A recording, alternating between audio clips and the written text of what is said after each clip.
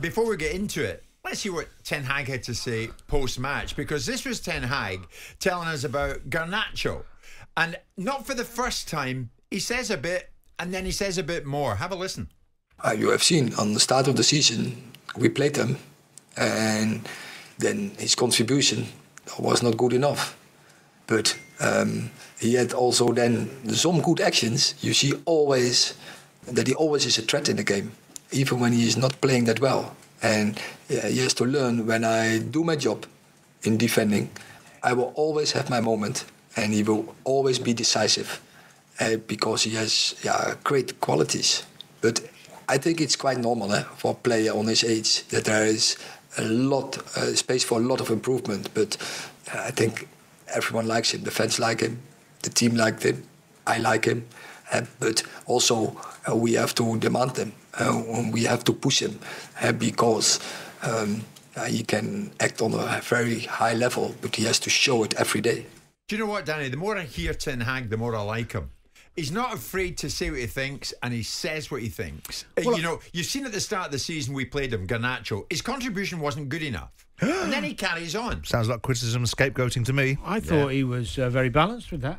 Very balanced. Yeah, he said how much he likes him. He started him first 2 games of the season. I watched them both.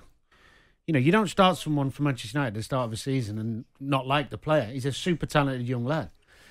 He's given plenty of opportunities. He said he didn't play particularly. He didn't. I saw the Wolves game. None of them did.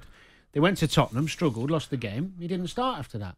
You know, that's just the way football is at a big club. Do you like Ten Hag's way of doing this? A kind of public challenge goes out there every time he speaks. I don't mind a manager being quite forthright and even verging on critical at times, because I personally responded better from it, and I know some players don't. But I quite like him in the fact that he delivers very concise messages and doesn't really ever seem like he's playing a game with his words. He seems very honest and very forthright. So that to me is a quality. I think there were some positives for United last night. I think he'll be pleased with having Amrabat getting 90 minutes under his belt. He looked calm and comfortable. I know he's not a left back, but he looked physically good. Mount was sharp, really sharp. I thought good to see him back fit. Varane back in the team, and I very rarely see United play well without Varane. So 2 wins in the bounce, has it all changed? Everything in the garden rosy? No. Because let's get a couple of things right. Manchester United's home form at Old Trafford last year was outstanding. They only lost 1 game to Brighton. They have got no problem at Old Trafford. They haven't. The fans get behind them. They've got confidence at Old Trafford. I don't see them having an issue at home, especially with the squad depth they've got and the options they've got. Away from home is the big problem he's got against the top 8, top 9. Yeah. They didn't win against the top 8 or top 9 away from home last season. Now, the only way he's going to change that looking at the start of this season, because they lost at Arsenal, they lost at Tottenham. Yeah. The only way I'm going to see that changing is if Ten Hag has, and I think he has, got the flexibility and capability of changing his tactical plan on the road. And that means the players also having a mentality shift and being a bit more resilient on the road. Because they've got quality. So the way I look at it, Simon, and Danny emphasises on the road. Up next for United, Palace, Galatasaray, Brentford, Sheffield United, Copenhagen. I'm looking at 5 wins. Are they? Which ones are away? 5 United wins. Pat will check. But Palace, Galatasaray, Brentford, Sheffield United, and Copenhagen. 5 out of 5. They should be 5 wins. Should be 5 out of 5, shouldn't it? Brentford are no mugs, are they? They're struggling. Okay, yeah, they are struggling. Got a lot of injuries. They weren't great on the weekend against Everton. Or do you want to start that again? No, do I think they can get 5 wins out of it? Yes, because it's Man United. Do I think Man United are in a vein of form that dictates that they're going to get 5 wins? No. Who have they beaten?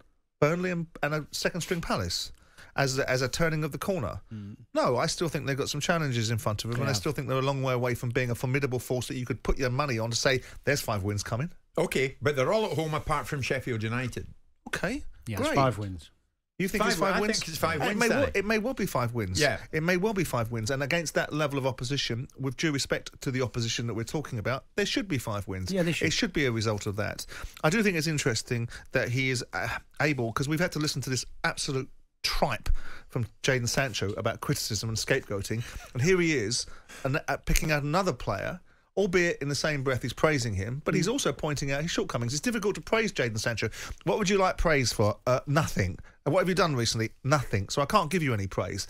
So in this instance, it's interesting how it gets lost in the ether and lost in translation that Ten Hag does hand out criticism does hand it out to other players, not just scapegoats one particular individual. Do you like the way he does it, Simon? Do you like the way he does it? I think it's quite balanced. I think, look, so do I. I've made the observation that I don't think that it's wise for managers to air it in the public domain. The Sancho one wasn't. But then again, there are other managers that have done it.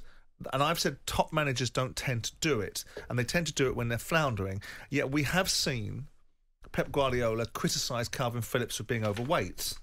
So we've seen the top manager do it. I don't think it's something that I particularly admire. But if you've been on a journey with a player and every aspect of an attempt to try and get them to respond has been utilised, and the one place you haven't gone is in the court of public opinion, maybe you have to go there as a path of least resort, and maybe the next generation of footballers have to price that into their thinking. True. I don't like it. I would rather managers deal with a player face to face and put them in their place face to face. I think there's a difference with what he did about Garnacho last night and what he did with Sancho. The problem with the Sancho one is that he was burying him a bit in terms of the public perception, and also the club, the valuation of the player, I think, become worldwide worldwide with United. Yeah. When the manager's saying that, somebody of his gravitas, somebody of his experience, lots of people listen more because the manager's saying. I think you've nailed it, Danny, with the right word. With the Garnacho situation, I think he's got balance. Real balance. There's real balance there. Here's the thing, in Danny. fact, he's saying because exactly. He's got an opportunity to have balance because the player's performed. Well, he showed glimpses, He doesn't have an opportunity with Sancho because he hasn't. Right. If Ten Hag secures top 4 and say they win the Carabao Cup again, Danny, is that progression for United? No, that's staying in the same place, isn't it? 'Cause that's what they did last season. Manchester United's got to be progressing. If they win the Carabao Cup again and get top 4, no, that's not progression with the money they've spent and the players they've brought in. So that wouldn't be good enough? No, absolutely not for Manchester United, no. To win a cup and be top 4 no again? Chance. No. They've got to be... Well, you could... let's give it... Actually, if you throw into that semi-final of Champions League and an FA Cup final, all of a sudden you're looking at a hell of a consistent season, aren't you? Yeah. So you've got to give it balance. But if they failed miserably in the Champions League and FA Cup and won the League Cup and just sneaked into the top 4 again, I think they'd be discontent. By the standards of the last 10 years, you might turn around and be able to make a case for United are advancing themselves because they're stabilising at the higher end of the division, they're remaining competitive in it, and they're having another season with the trophy.